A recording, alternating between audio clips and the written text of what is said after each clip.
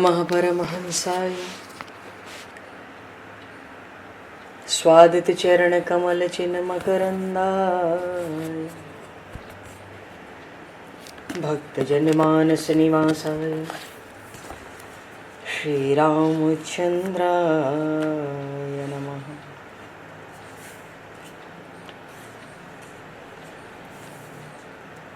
वंदे विदेहतनया पदपुंडरीकं केशौरसौरभसमाहत योगिचेतं हन्तुं प्रतापमनिशं मुनिहंससेव्यं सन्मानशालिपरिपीत परागपुञ्जम्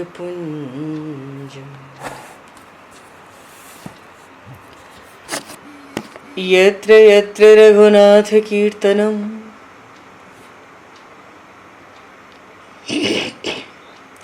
तत्र तत्र कृतमस्तकाञ्जलिं बाष्पवारि परिपूर्णलोचनं मारुतं नमत राक्षसान्तकं कुन्द इंदुसमदेह उमारमण करुणायन जाहि दीन परनेह करहु कृपा मर्दन मयन।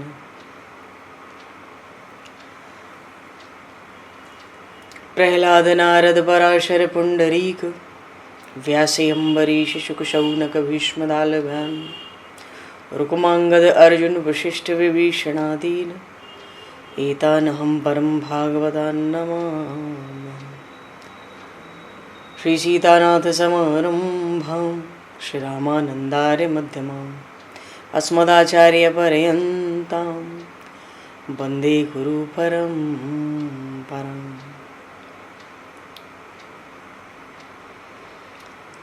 वर्णानामर्थ संज्ञानां रसानां छन्दसामपि मंगलानां च कर्तारो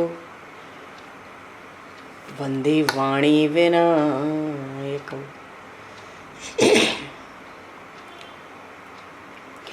नान्यास्पृहा रघुपते हृदये स्मदीये सत्यं वदामि च भवान् किलान्तरात्मा भक्तिं प्रयक्ष रघुपुङ्गवनर्वरां मे कामादिदोषरहितं कुरु मानसं च।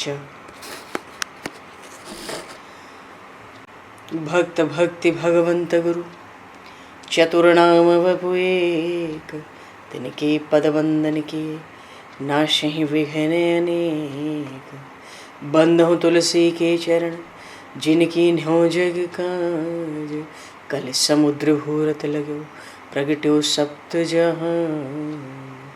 श्री गुरु चरण सरोज रज निज मन मुकुर सुधार वर्णो रघुवर विमल यश जोदायक फलचार।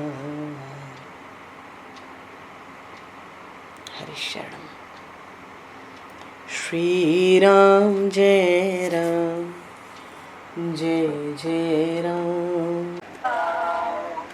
श्री राम जय राम जय जय राम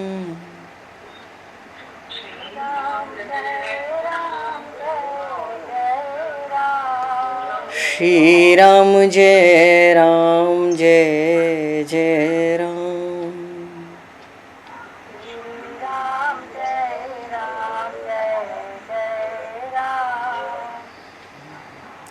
जय सिया राम जय जय हनुमान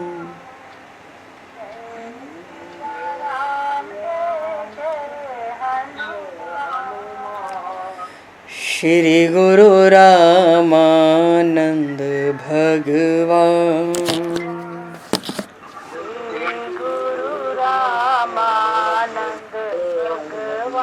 श्री गुरु रामानंद भगवान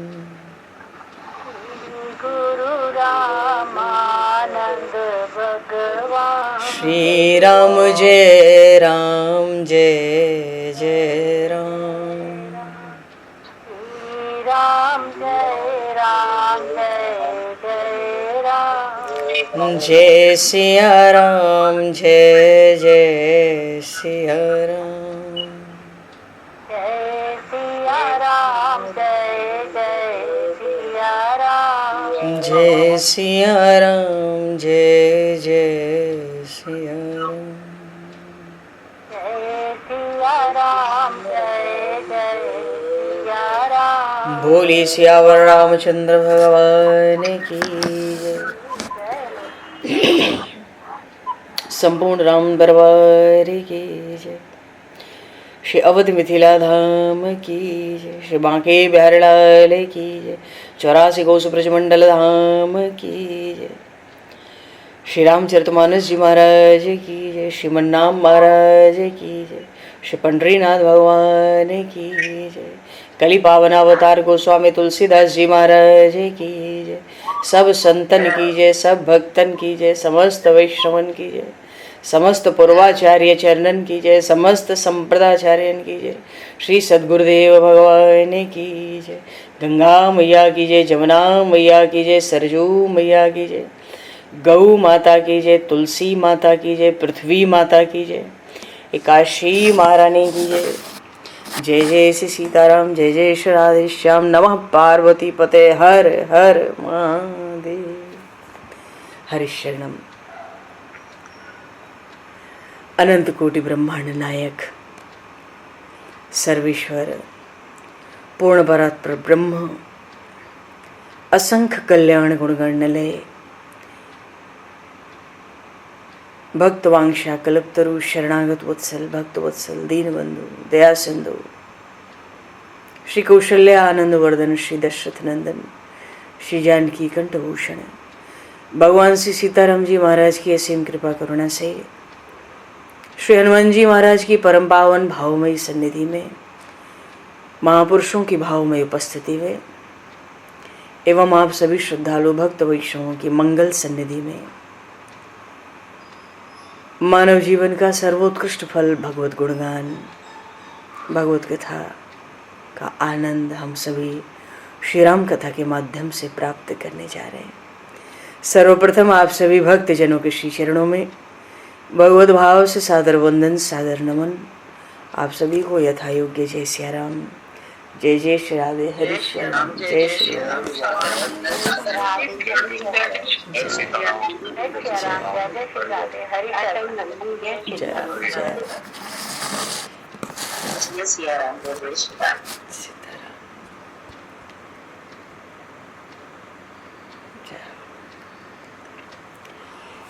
श्री रामचंद्र चरणों मनसा स्मरामि। श्री रामचंद्र चरणों वचसा गृणामि। श्री रामचंद्र चरणों सरसा नमामि। श्री रामचंद्र चरणों शरणं प्रपद्ये। माता रामो मत्पिता रामचंद्रः, स्वामी रामो मत्सखा रामचंद्रः, सर्वस्वं मे रामचंद्रो दयालुर्, नान्यम जाने नैव जाने न जाने। मंगलम कौशलेन्द्रस्य महनीय गुणालये चक्रवर्ती तनुजाय सार्वभौमाय मंगलम। रामं रामानुजं सीतां भरतं भरतानुजं सुग्रीवं वायुसूनं च प्रणमामि पुनः पुनः। नमोस्तु रामाय सलक्ष्मणाय दिव्यै च तस्मै जनकात्मजाय। माता शबरी का चरित्र। महर्षि मतंग अपने गुरुदेव के आश्रम में रह रही हैं और सेवा तो करती हैं। गुरुदेव तो ब्रह्मलोक को पधार गए।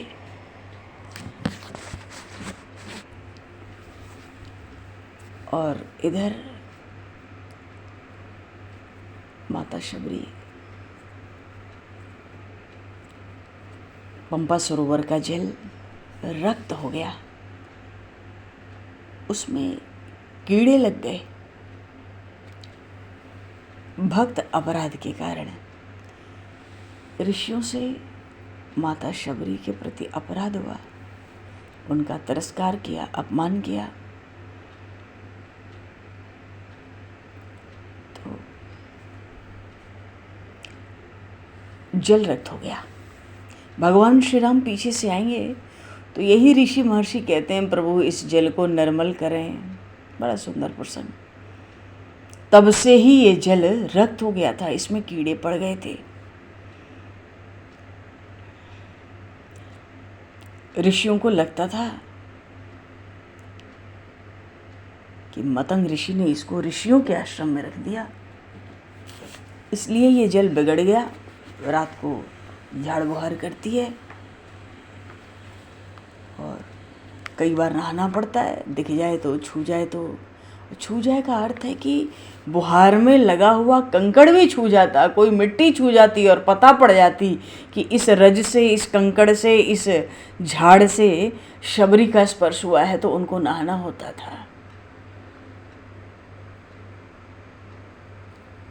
अच्छा,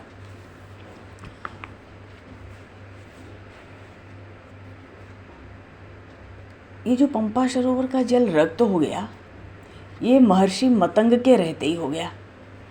ऐसा नहीं कि उनके पीछे हुआ, उनके रहते ही पंपा सरोवर का जल रक्त हो गया। ये बहुत बड़ी बात हुई ना। इतना पुण्यमय, इतना पवित्र सरोवर, दक्षिण भारत का एक ही इतना विशाल सरोवर जिसकी इतनी महिमा है, उसका जल रक्त हो जाए। पर भगवान को अच्छा लगता नहीं ना। भक्तों के प्रति कोई अपराध करे, वैष्णवों के प्रति कोई अपराध करे, प्रभु को अच्छा लगता नहीं। भले ऋषि ये समझते हो कि अरे ये तो शबरी के कारण हो गया, लेकिन भगवान कहते हैं तुम कितना भी भजन करो, यदि तुम भक्तों के प्रति अपराध करोगे, वैष्णवों के प्रति अपराध करोगे, मेरे प्रेमियों के प्रति अपराध करोगे, तुम दिन रात नाम जपो, चाहे जितने बड़े भजनानंद संत हो जाओ, तुमको तो जमपुर भेजूंगा। अग्रदेवाचार्य जी महाराज ने भक्तमाल ग्रंथ लिखा, नाभादास जी महाराज ने, उनके श्री गुरुदेव श्री अग्रदेवाचार्य जी महाराज कहते हैं, प्रमाण देते हैं, मैं बैकुंठ में बैठा था, प्रभु श्री राम कुछ कह रहे थे, क्योंकि अग्रदास नाभादि सखी ये सब है राम सीता की। ये तो भगवान श्री सीताराम की अष्टमा सखियों में ये दोनों है, अग्रदेवाचार्य जी महाराज, श्री नाभादास जी महाराज। जो अग्रदेवाचार्य जी महाराज तो गवाही देते हैं कि मैंने बैकुंठ में प्रभु को ये बात कहते हुई सुनी, क्या? श्रीपति दुखित भक्त अपराधे। भक्तों का जब अपराध होता है तो भगवान दुखी होते हैं। श्रीपति दुखित भक्त अपराधे, प्रभु कह रहे थे, अग्रदेवाचार्य जी महाराज कह रहे हैं, प्रभु बैकुंठ में कह रहे थे, भगतन दोष भगतन द्वेष द्रोहता करी, नित आरती सहित मोहि अवराधे। सबह सुनो बैकुंठ के वासी, सत्य कहूँ मानहु जिन खेद, तिन पे कृपा कैसे के करिहों, पूजे पाँव और कंठ के छेदे। भगतन द्रोह प्रीति मोहि सो, मेरो नाम निरंतर ले है, अग्रदास भगवान बदत है, मोहि भजेते जमपुर जइए। अग्रदेवाचार्य जी महाराज कह रहे हैं, मेरे सामने भगवान ने इस वाणी का उच्चारण किया बैकुंठ में, अग्रदास भगवान बदत हैं, बोल रहे हैं कि मोह भजेते जमपुर जइए, मेरा भजन खूब करके भी ये जमपुर जाएंगे। कौन? जो भक्तों का अपराध करते हैं, तिरस्कार करते हैं, अपमान करते हैं, अवज्ञा करते हैं, अवमानना करते हैं। प्रभु कहते हैं भगतन द्वेष, मेरे भक्तों से तो तुम द्वेष करते हो, द्रोहता करते हो, और नित्य ही आरती करके, भोगराग करके मेरी अर्चना करते हो, वंदना करते हो। भगतन द्वेष द्रोहता करी, नित आरती करत मोहि अवराधे। और अगर ऐसी बात है तो हे सब बैकुंठ वासियों, तुम भी सुनो। जब यही बात है तो सुनो, सब है सुनो बैकुंठ के वासी। प्रभु कहते हैं सत्य कहूँ मानो जिन खेद, बुरा मत मानना, सत्य कहता हूँ। खेद ना करो, उसका मतलब खेद कर भी लो, बुरा भी मान लो, पर बात तो सच्ची है, सत्य कहता हूँ। पर धैर्य हो तो बुरा क्यों लगे। सत्य कहूँ मानव जिनके, प्रभु कहते तिन पे कृपा कैसे के करियो। इन लोगों पर, इन ये जो अपने को भक्त कहते हैं, साधन करते हैं, इन पे कृपा कैसे करूं तुम बताओ। पूजे पांव और कंठ के छेदें, मेरे चरणों की तो पूजा करते हैं, और भक्त जो मेरे कंठ हैं, मेरे हृदय हैं, वहां छेद करते हैं। पूजे पांव और कंठ के छेदें। भक्तन द्रोह प्रीति मोहि सो, मेरे भक्त से द्रोह करते हैं और मुझसे प्रेम करते हैं, और मेरो नाम निरंतर ले हैं, निरंतर मेरा नाम गुण का स्मरण करते हैं। पर मैं सत्य कहता हूँ, अग्रदास भगवान बदत हैं, मोहि भजे ते जमपुर जई है। भगवान कहते हैं ऐसे जो भजने वाले हैं वो तो यमपुरी ही जाएंगे। साधु अवज्ञा तुरत भवानी, कर कल्याण अखिल कर हानि। भगवान शिव ने कहा साधु की अवज्ञा हो, भक्तों की अवमानना हो तो समस्त कल्याण मंगल नष्ट हो जाता है।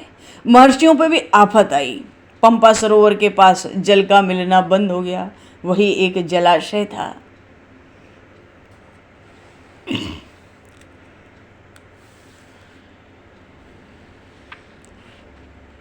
अरे प्रभु, भक्त का अपराध बने तो जीव बैकुंठ से भी गिरने लगे। ऐसी भी कथा आई जय विजय की कि बैकुंठ से भी गिरना पड़ा। श्री सुखदेव जी महाराज ने श्रीमद् भागवत में कहा कि जो भक्त और वैष्णव का अपराध करते हैं, भक्त की अवज्ञा करते हैं, उनकी श्री नष्ट हो जाती है बहुत जल्दी। उनका यश, उनका धर्म, यश का अर्थ है जो पुण्य कमा कर बैठे, उनका श्री, उनका यश, उनका धर्म, उनका लोक परलोक सब, आयु, श्री, आयु, यश, धर्म, लोक परलोक सब का क्षय हो जाता है। श्री सुखदेव जी महाराज कह रहे हैं। तो भगवान ने कह दिया श्रीपति दुखित भक्त अपराधे। तो ये तो माता शबरी के प्रति अपराध किया। अरे महाराज के प्रसंग में भगवान श्री कृष्ण ने गोपियों से भी कहा,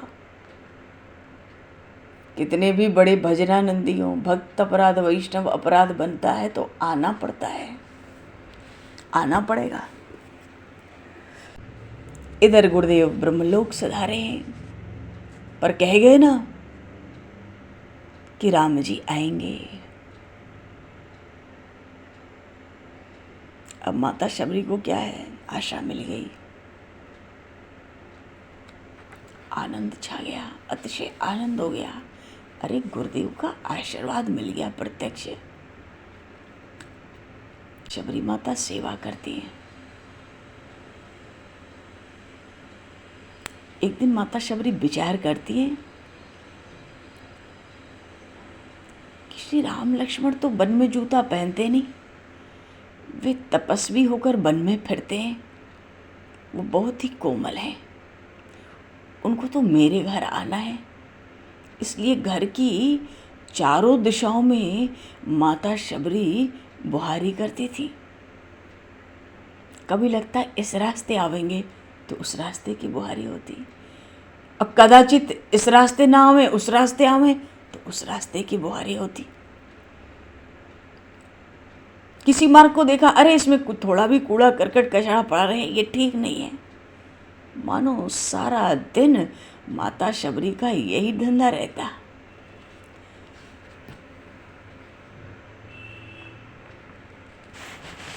शबरी संवारी रास्ता, आएंगे राम जी, शबरी संवारी रास्ता, आएंगे राम जी।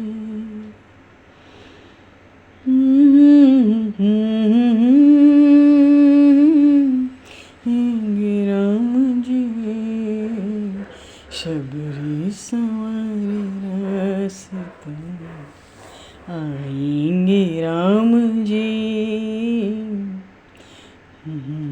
सारा दिन को यही काम था। और फिर चार दिशाएं थोड़ी होती है, मार्ग तो बहुत होते हैं बीच बीच में।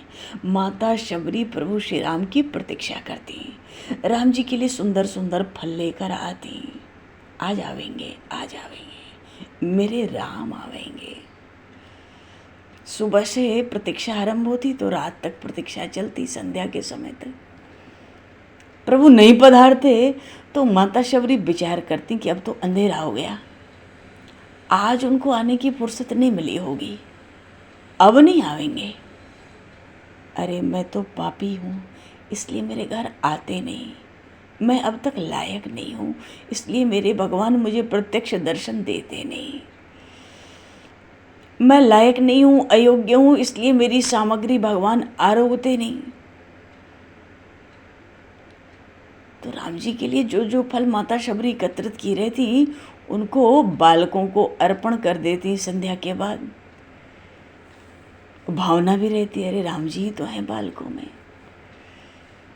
कोई आवे उसमें राम जी के दर्शन करती, क्योंकि सारा दिन तो उन्हीं की प्रतीक्षा करती।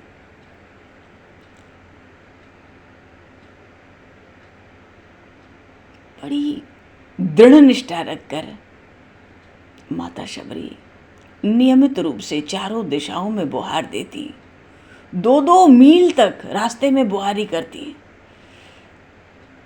जब जब बुहारी करती तो प्रभु का कीर्तन स्मरण करती रहती। सीताराम जय सीताराम, सीताराम जय सीताराम, सीताराम जय सीताराम, सीताराम जय सीताराम, सीताराम जय सीताराम, सीताराम जय सीताराम, सीताराम जय सीताराम, सीताराम जय सीताराम, सीताराम जय सीताराम, सीताराम जय सीताराम। बहुत वर्षों तक शबरी माँ ने इसी प्रकार अपनी दिव्य तपश्चर्या की। ऐसा हो गया कि तप करते करते बहुत वृद्ध हो गई।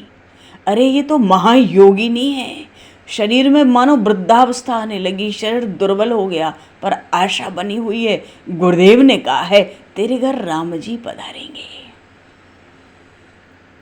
उनको रोज लगता राम जी आएंगे, मेरी झोपड़ी में आएंगे, मेरी कुटिया में आएंगे। मेरी झोपड़ी के भाग आज खुल जाएंगे, राम आएंगे। मेरी झोपड़ी के भाग आज खुल जाएंगे, राम आएंगे, राम आएंगे, आएंगे राम आएंगे, राम आएंगे, आएंगे राम आएंगे। मेरी झोपड़ी के भाग आज जाग जाएंगे, राम आएंगे, राम आएंगे, आएंगे राम आएंगे।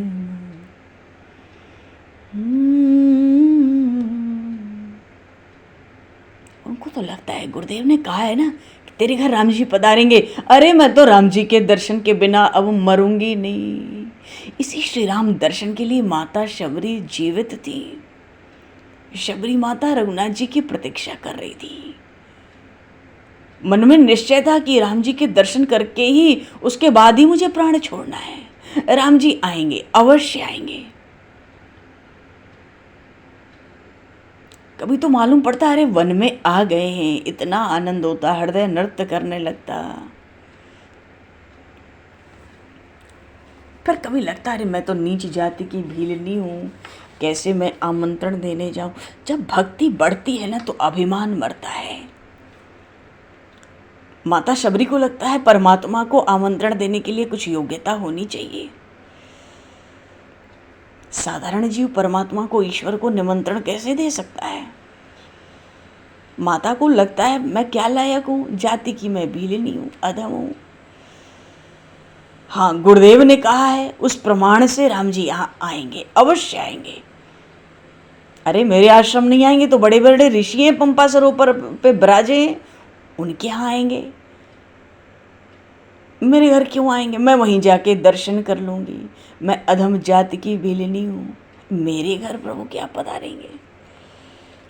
पर साथ ही साथ लगता कि अरे गुरुदेव ने मुझे आशीर्वाद दिया है, इसलिए मेरी कुटिया पे प्रभु अवश्य आएंगे।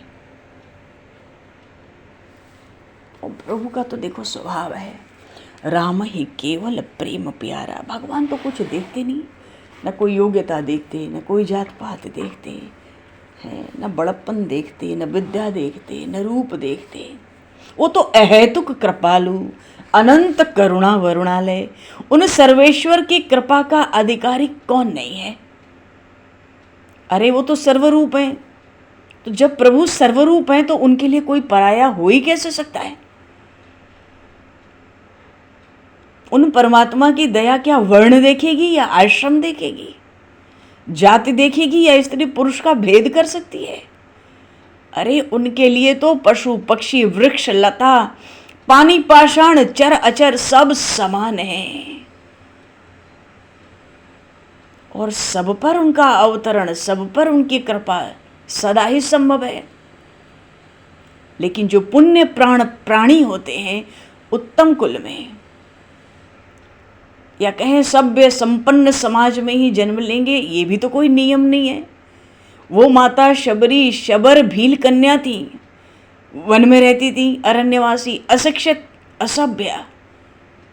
पिता उनके सरदार थे, तो आखेट करना ही तो काम था, हिंसा ही थी। और रूप तो इतना कुरूप था कि हिंसक जानवर भी देख के डर जाते थे, ऐसा वर्णन आता है पुराणों में। तो न रूप था, न यौवन था, न वर्ण था, न ऐसा कोई आश्रम था, न विद्या थी। तो उनको ऐसी क्या शिक्षा मिली होगी। न कोई सत्संग, न कोई सदुपदेश। महर्षि मतंग के पहले तो कुछ नहीं था, छिप छिप के सेवा करती, जैसे तैसे घर से आई। तो ऐसे भीलों के कुल में, ऐसे वातावरण में, ऐसे विकट स्थान में तो उनका जन्म हुआ। पर देखो न, कीचड़ से ही कमल भी उत्पन्न होता है। वो तो कमलिनी के समान थी, बचपन से ही रुचि थी ही नहीं उनको उस तरह के खान पान में, बचपन से ही रुचि नहीं थी। तभी तो संस्कार थे पूर्व जन्म के। बचपन से ही लोग कहते थे ये कोई मुनि पत्नी बनेगी। क्यों? कंदमूल फल खाती थी बचपन से ही, वही पसंद था। वो जो कोलकिरात थे, उनके माता पिता से व्यंग भी करते थे, अरे इसके लिए कोई ब्राह्मण ढूंढना होगा।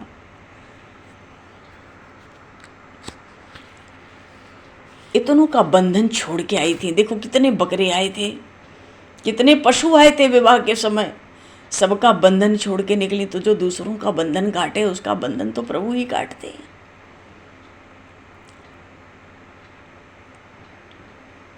अच्छा, बचपन से एक अभ्यास और था, बेर खा के रहने का। वो स्वयं बेर खा के वर्षों तक रह सकती थी। और वन में जो भी फल मूल शाक, ये तो बचपन से इन्हीं सब चीज़ों में थी, तो खूब परिचित थी। इसी से तो वो सेवा करती थी। उनको हर तरह की औषधि, वनस्पति, फल मूल, कंद का इतना अभ्यास था और इतनी पहचान थी, जानकारी थी। मार्ग को स्वच्छ करती, कोई अभिमान नहीं। प्रभु भी तो दैन्य ही देखते हैं। तभी तो महर्षि मतंग ने जब इनका दैन्य देखा था, तभी तो कहा भाई तुम हो कौन। उन्होंने देखो कैसा धन्य है, कहा था मैं एक अपावन शबर कन्या हूं। माता शबरी ने भूमि पर मस्तक रखा, भय से कांप रही है। ऐसे ही महाराज ने कृपा थोड़ा ही की, दैन्य देख कर की, सेवा का भाव देख कर की। गुरुदेव ने पूछा क्यों आई हो, क्या चाहती हो। माता शबरी ने कहा था मैं अपना उद्धार चाहती हूँ। और इतना कह के कथा सुना दी, अपनी चरित्र सुना दिया। महर्षि मतंग को लगा कि ये भीलनी की कन्या, ऐसा रूप, और कहती है उद्धार चाहती हूँ। महर्षि मतंग ने कहा था अपना उद्धार या और कुछ। उन्होंने गुरुदेव से कहा था और कुछ नहीं देव। तब जाके महर्षि मतंग ने इन पर कृपा की थी। वो तो समझ गए जो चोरी से सेवा करे वो तो परम पावन है। वो तो समझ गई शबरी के हृदय में धर्म का निवास है, और कोई सच्चा अधिकारी हो उसकी अवज्ञा कोई कर नहीं सकता। भगवान के भक्त जो प्रेमी हैं, जो सच्चे अधिकारी हैं प्रभु के प्रेम के, उनकी अवज्ञा कोई कर दे तो सर्वेश्वर प्रभु भी उसको क्षमा नहीं करते। तभी तो महर्षि मतंग ने देखा, अरे ये तो बड़ा भारी वैष्णव सामने है, तुरंत कह दिया था तुम प्रातःकाल स्नान करके मेरे पास आ जाना। माता शबरी कृतार्थ हो गई, क्योंकि राम नाम की दीक्षा मिल गई ना। अब तो दिन भर और रात में भी नींद कहाँ आवे, जब ही चलता है। कंदमूल फल पर जीवन बिता दिया। ऐसे दिन बीते, महीने बीते, वर्ष बीतते गए, वृद्धा हो गई। उसी एक महायोग में उनके केश भी श्वेत हो गए, शरीर में झुर्रियां पड़ गईं।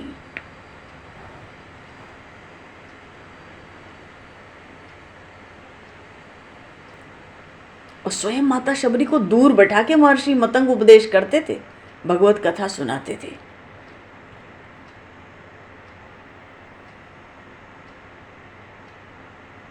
देखो, वो परात्पर पुरुष भगवान श्री राम पृथ्वी पर प्रकट हो चुके हैं, ये खबर कहीं न कहीं से माता शबरी को मिलने लगी थी। कभी तो उनको ये, क्योंकि दिन रात तो एक ही प्रतीक्षा थी, मेरे राम आवेंगे, मेरे राम आवेंगे। एक दिन उनके पास खबर आई कि अरे प्रभु श्री राम अपने अनुज लक्ष्मण के साथ चित्रकूट आ गए।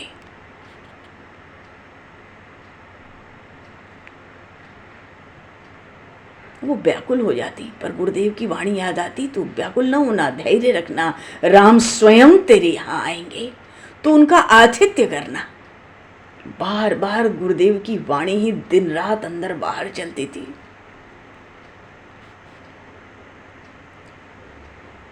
अच्छा, महर्षि मतंग का जब शरीर पूरा हुआ तो योगाग्नि से भस्म हुआ, तभी तो वो पहले कह दिए थे मैं ब्रह्मलोक ही जाऊंगा। महर्षि शर्वंग जो मिले थे प्रभु श्री राम को, जब अत्रि ऋषि के आश्रम से आगे चले तो वो महर्षि शर्वंग भी तो ब्रह्मलोक ही जा रहे थे, पर रुक गए, प्रभु आ रहे हैं। जब पता पड़ गई प्रभु आ रहे हैं तो कौन ब्रह्मलोक जाएगा। अरे उस सगुण ब्रह्म की, उस सगुण मूर्ति का, मनोहर मूर्ति का दर्शन। पर इधर माता शबरी रोज गोबर का लेप होता, राम मेरे पर्ण कुटी में आएंगे।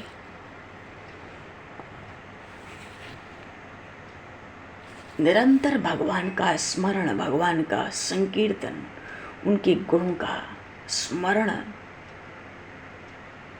ये जो प्रेम लक्षणा भक्ति होती है, ये तो सौभाग्य की सीमा है। इसके आगे कोई सौभाग्य इस पृथ्वी पर किसी मनुष्य को प्राप्त हो जाए, ये संभव नहीं है। भगवान में जो प्रेम लक्षणा भक्ति है, ये सौभाग्य की सीमा है। तो गुरु जी के वाक्यों का स्मरण करती तो शबरी जी के भीतर, उनके अंतर में अद्भुत उत्साह पैदा हो जाता। गुरु जी ने अपनी वाणी से अद्भुत उत्साह भर ही दिया था। हर दिन प्रभु श्री राम के सत्कार की प्रस्तुति में लगी रहती। कभी लगता रे चित्रकूट से न जाने मेरी ये कुटिया कितनी दूर है, ये पंपा सरोवर चित्रकूट से कितना दूर है। गुरुदेव ने भी कहा था कि राम जी आएंगे, उनको लगता कि राम आज ही आएंगे, अभी ही आने वाले हैं प्रभु, ये प्रतीक्षा है। तू शबरी जैसी भक्ति कर, प्रभु राम तेरे घर आएंगे। सच्चा है तेरा प्रेम अगर, खुद आकर दर्श दिखाएंगे। ऐसे है मेरे राम, ऐसे है मेरे राम, ऐसे है मेरे राम, ऐसे है मेरे राम। तू शबरी जैसी भक्ति कर, भगवान तेरे घर आएंगे। सच्चा है तेरा प्रेम अगर, खुद आकर दर्श दिखाएंगे।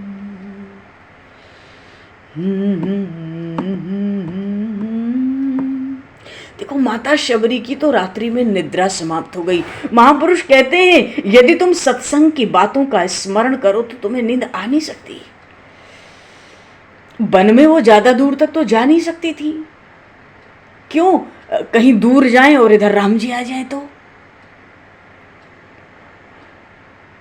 जो पंपा सरोवर तक का मार्ग था, पंथ था, उस पथ को दिन में बार बार स्वच्छ करती, बार बार फूल बिछाती। क्यों? राम जी इस पथ से आएंगे, पंपा सरोवर से ये मार्ग आता है, पर पता नहीं किस मार्ग से आएंगे। तो जितने मार्ग पंपा सरोवर से शबरी माता की कुटिया तक आते ना, तो जितने मार्ग होते उन सब मार्गों पे एक सूखा पत्ता उनको सहन नहीं होता था, एक शुष्क पत्र हो वो सहन नहीं होता था। तो ब्रह्म मुहूर्त जब सुबह लगता, उसके पहले से ही पूरा मार्ग गोबर से लीपने लगती, कभी फूलों को बिछाने लगती। राम आवेंगे, उनके लिए पुष्प जल तो चाहिए। तो शबरी माता न जाने दिन में कितनी बार पुष्प चयन करती।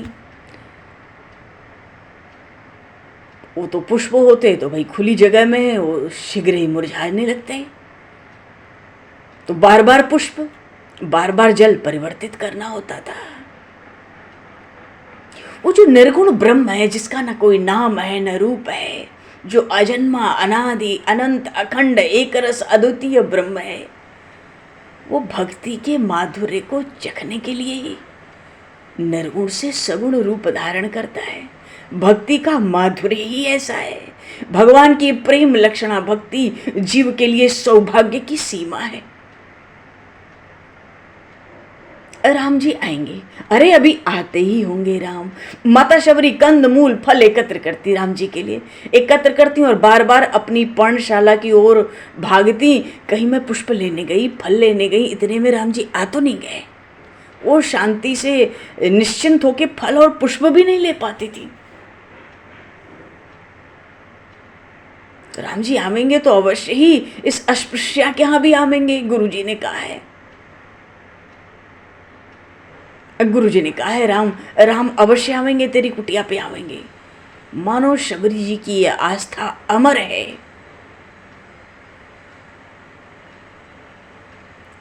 निरंतर कभी दिन में कभी रात में, जब नींद खुलती, जब होश आता, स्मृति होती, राम आए क्या, राम आ रहे क्या, कहीं कोई बतावे राम आ रहे हैं। अच्छा, कोई हिरण कूदता, कोई पक्षी उड़ता, कोई आहट होती, माता शबरी उन्मादिनी की तरह हो जाती। मानो कभी जोर से वायु चल जाए और बड़ी धीमी वायु चल जाए, तो वायु के चलने के उस शब्द में भी उनको राम जी के आगमन की आहट का भ्रम होता था। अच्छा, वो बार बार बिना आहट भी ऊंचे चढ़कर दूर दूर तक दृष्टि दौड़ाती, राम आ रहे क्या, राम आ रहे क्या। अब तो शरीर दुर्बल है, झुर्रियां पड़ गई हैं, अस्थि पंजर बचा है, वृद्धावस्था आ गई, नेत्रों की ज्योति भी मानो कम हो रही है, पर उन्हीं दुर्वादल के समान श्याम कमल नोचन, कमल के समान जिनके विशाल नेत्र हैं, आजानुबाहो, घुटनों से लंबी लंबी भुजाएं हैं प्रभु की, घुटनों के भी नीचे, आजानुबाहो, और जटाओं का मुकुट, बलकल बसन। राम और उनके समान वेश बनाए हुए स्वर्ण गौर वर्ण लक्ष्मण दोनों भाई धनुर्धारी हैं। माता शबरी ने प्रभु श्री राम को देखा नहीं, पर गुरुजी के मुख से उनका वर्णन सुना। गुरुजी के मुख से वर्णन सुना ना, कथा सुनती थी राम कथा, तो रूप प्रभु का खूब पता था। तो अपने हृदय में तो दोनों भाई उनको प्रत्यक्ष मालूम पड़ते थे। गुरुजी से इतनी कथा सुन रखी थी, बस प्रभु के दर्शन की, प्रत्यक्ष दर्शन की कामना थी। ऐसे प्रत्यक्ष लगते थे दोनों भाई, मानो युग युग से पहचाने हुए हैं। वैसे भी भगवान जब हृदय में आते हैं तो श्रवण के मार्ग से ही हृदय में आते हैं, कान से। भगवान की कथाओं का श्रवण करने से ही उस कान से प्रभु कहते हैं मैं हृदय के मार्ग में प्रवेश हो जाता हूँ, क्योंकि कथा में ही भगवान के नाम और गुणों की अपार महिमा कही सुनी जाती है। भगवान के गुणों का स्मरण कर करके, उनकी रूप माधुरी का स्मरण कर करके भक्तों को भगवान में धीरे धीरे प्रेम हो जाता है। पहले श्रद्धा होती है, श्रद्धा से रति और रति से भक्ति।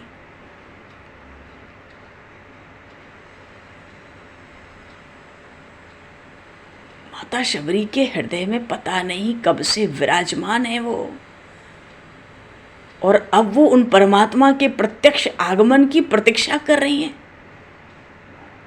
ग्रीष्म ऋतु बीतती, वर्षा ऋतु बीतती, शीतकाल आता गया, बीतता गया, कितने वर्ष बीत गए।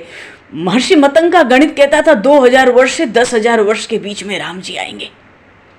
कितनी ऋतुएं परिवर्तित होती चली गईं। वृक्षों में पत्र आते, पुष्प आते, फल आते, फल पकते, पतझड़ होता, महीने बीतते गए, ऋतुएं बीतती गईं, वर्ष बीतते गए। प्रभु श्री राम को चित्रकूट से पंचवटी पहुंचकर वहां से प्रस्थान करने में लगभग केवल इतने समय में 12 वर्ष लग गए थे। पर इधर माता शबरी की बिना थके बड़े उत्साह से प्रतीक्षा चलती रहती थी। उनके लिए पुष्प, कंद, मूल, फल ऋतुओं के अनुसार परिवर्तित करती रहती उनकी प्रतीक्षा में। और उनकी आस्था, उनकी उत्सुकता में कोई परिवर्तन नहीं हुआ, कभी कोई कलेश नहीं हुआ। कितनी भी गर्मी हो, वो प्रचंड धूप भी उनको रोक नहीं सकती थी। वो तो मार्ग को बुहारती रहती थी। कण कण, एक एक कंकड़, एक एक सूखा पत्ता, कुछ भी सहन नहीं होता, चाहे कितनी प्रचंड धूप हो। वर्षा का प्रबल वेग आ जाए तो उससे वो रुक नहीं पाती थी। भयानक ठंड हो, उस कठोर ठंड में भी वृद्धा का शरीर है, पर वो अपने को कभी असमर्थ नहीं पाती थी कि मैं कैसे बुहारी करूं, कैसे कंदमूल फल ले आऊं। उनका ध्यान ही कहाँ था अपने शरीर की ओर। शरीर तो जर्जर हो गया था, बस एक ही धुन थी, राम आ रहे हैं, राम आ रहे हैं।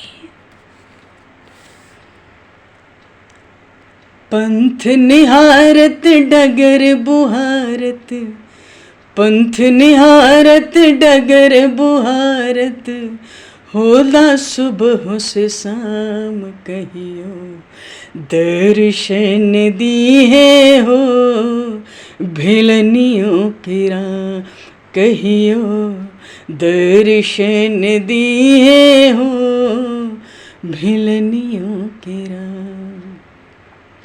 पंथ निहारत डगर बुहारत, होता सुबह से शाम कहियो, दर्शन दिए हो भिलनियों के राम कहियो, दर्शन दिए हो भिलनियों के राम कहियो, दर्शन दिए हो भिलनियों के राम। ऐसी उत्कंठा उनके प्राणों में ही मानो प्रतीक्षा जग गई हो। उन सर्वेश्वर परमात्मा की प्रतीक्षा यदि असफल हो जाए, अरे भैया ये बताओ क्या सृष्टि टिकेगी? आदि व्याधि संकट हो, चाहे साक्षात यमराज हो, न आदि व्याधि का साहस है, न किसी संकट विघ्न, किसी विषम परिस्थिति को साहस है। यहाँ तक कि यमराज को भी साहस नहीं है कि राम की प्रतीक्षा में पागल उस वृद्धा का स्पर्श कर सके। अरे वो मरेगी भी तो कैसे मरेगी, वो प्राण छोड़ नहीं सकती। माता शबरी की प्रतीक्षा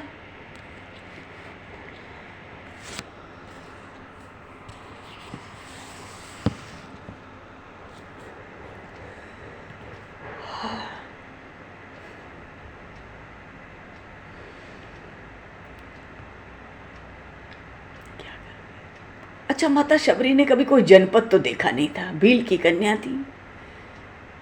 बचपन में जैसे फल चखकर सहेलियां परस्पर एक दूसरे को खिलाती देती, पहचान करती, वो जानती थी।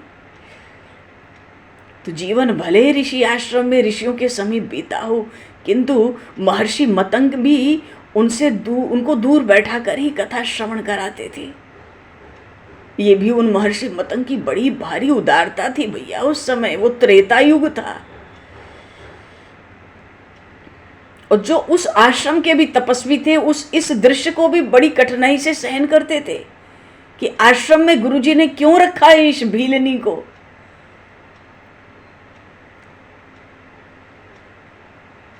अच्छा, माता शबरी को ये पता भी नहीं था कि ऋषि मुनियों के अतिरिक्त भी क्षत्रिय वैश्य वर्ण के लोग उसको अस्पृश्य मानेंगे। उसने ये सोचा नहीं कि राम जी क्षत्रिय हैं तो उनके लिए भी तो अस्पृश्य होंगी। वो तो यही समझती थी कि मैं इन ऋषियों तपस्वियों के लिए ही अस्पृश्य हूं।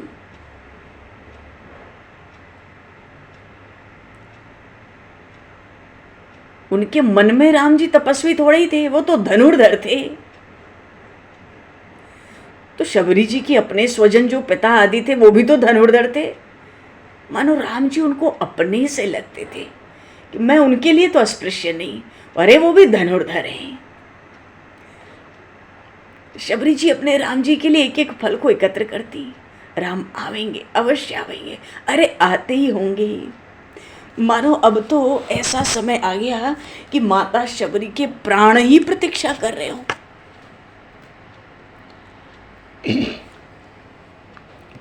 माता शबरी के प्राण ही प्रतीक्षा करने लगे। और प्रभु आए।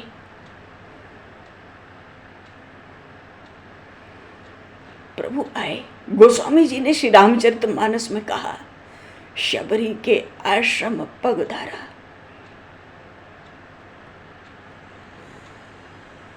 अच्छा, फल मूल अंकुरित हो जाएं, मान लो रखे जाएं और उनमें वो अंकुरित हो जाएं, तो फिर वो खाने योग्य नहीं रहते।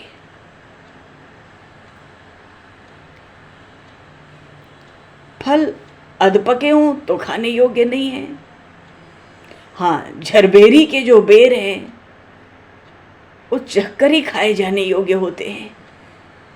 भाई मधुर हैं कि नहीं है। तो माता शबरी उनको तनिक तनिक चख चख कर एकत्र करती थी। कुछ मधुर फल भी मिले।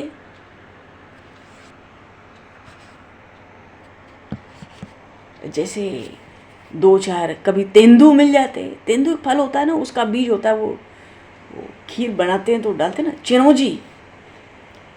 तो कभी दो चार मीठे तेंदू भी मिल जाते। कुछ कंद भी अंकुरित मिलते, मिश्री कंद जैसे। ऋतुओं के हिसाब से सब कुछ मिलता, तो कठिन तो होता था उनका संग्रह, पर नित्य हाथ धो धोकर संग्रह करती, पर चख चख के। क्योंकि अपने राम के लिए ऐसे फल एकत्र करने हैं जो मधुरतम फल हों, जो स्वादिष्ट कंद हों, जो उत्तम गुण वाले कंद हों, मूल हों, वो राम जी के लिए रखने थे। देखो, प्रभु श्री राम तो सबके हृदय में विराजते हैं। प्रभु श्री राम तो सबके हृदय में विराजते हैं। उनके लिए कोई अस्पृश्य हो सकता है क्या? अरे वो तो सर्वव्यापी है, सर्वव्यापी राम। और उन परमात्मा के लिए उच्चिष्ट जूठन तो राम किसके हैं? ये प्रभु किसके होते हैं जो सच्चे मन से उनको अपना मान ले? तभी तो माता शबरी को वो अपने बिल्कुल अपने सगे से लगते थे, स्वजन लगते थे। प्रभु आए लक्ष्मण जी महाराज के साथ। आए प्रभु पंपा सरोवर। तो पंपा सरोवर पे आए तो पहले स्नान करेंगे।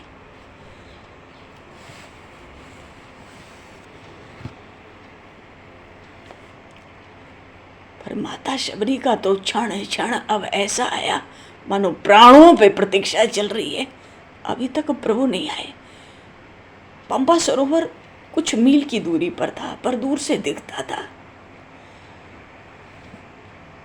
लगा के आस बैठा हूँ एक जमाने से, लगा के आस में बैठा हूँ एक जमाने से, मिलोगे कब मेरे भगवान किस बहाने से, मिलोगे कब मेरे भगवान किस बहाने से, लगा के आस में बैठा हूँ एक जमाने से, लगा के आस में बैठा हूँ एक जमाने से, मिलोगे कब मेरे भगवान किस बहाने से, मिलोगे कब मेरे भगवान किस बहाने।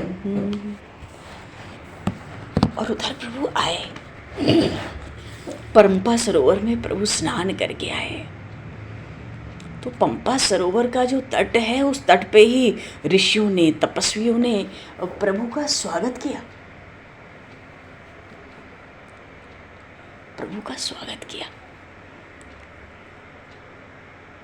सबने, सब ऋषियों ने अपनी अपनी पर्णशाला में प्रभु को पधारने के लिए कहा, प्रार्थना की, सबने अर्चन वंदन किया प्रभु का, प्रभु की स्तुति की। पर प्रभु श्री राम तो पग दंडी पर ही चले जा रहे थे।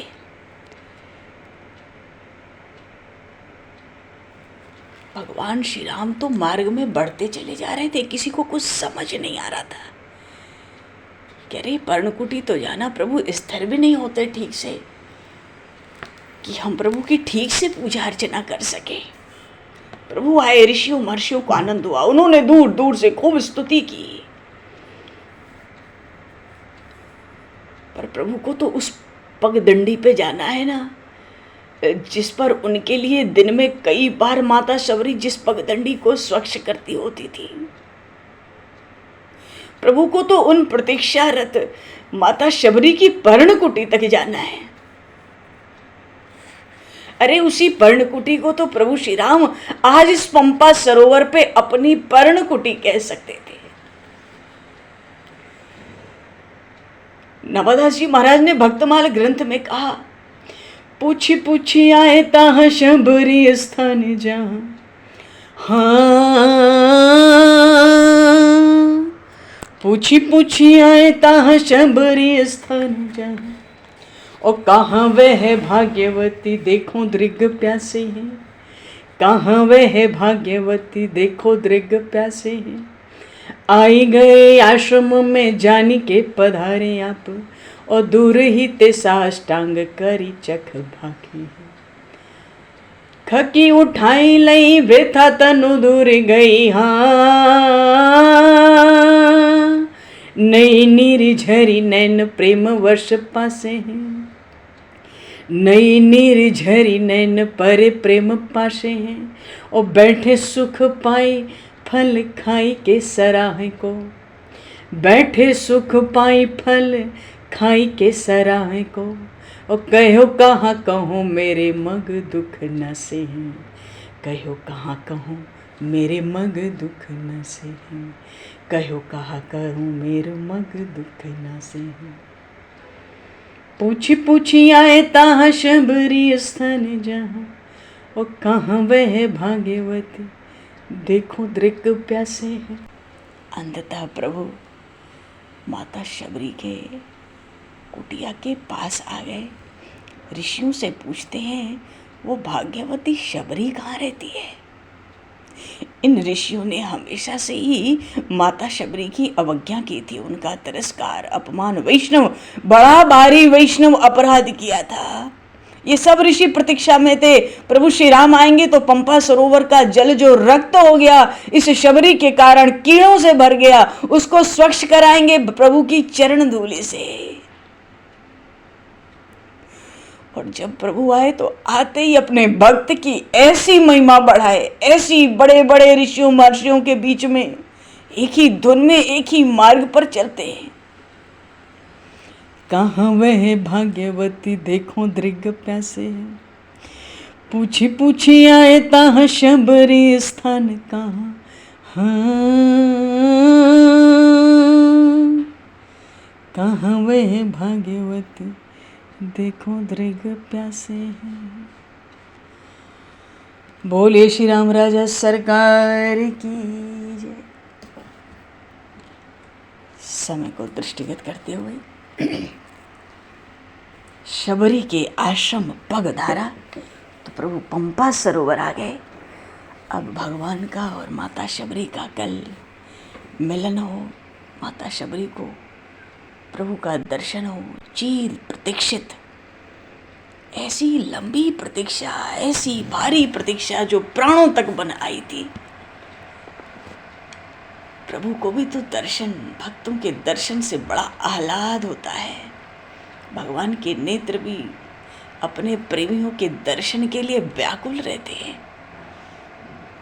बोलिए श्री भक्त वत्सल भगवान की जय, श्री शबरी माता की जय।